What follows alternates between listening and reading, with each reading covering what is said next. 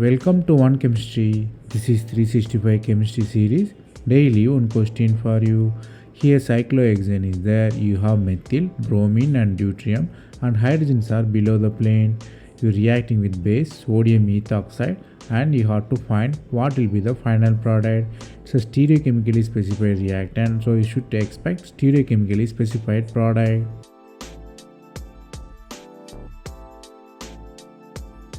Here the starting material difficult to imagine in the 2D form, so we redraw to the chair form. So we redraw it to the chair form with exact stereochemistry.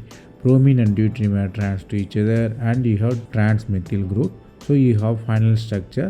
Here you are using the base. Base involves E2 elimination because you have trans perfect position. So deuterium and bromines are in the antiperiplanar position, others are in the syn position. So the elimination happened with deuterium there. So finally you have alkene. So the final product is cyclohexane. Here the concept you have to learn here is E2 elimination. E2 elimination require antiperiplanar position.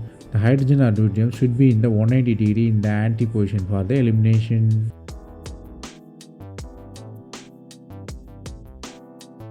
That's all from this video. Thanks for watching.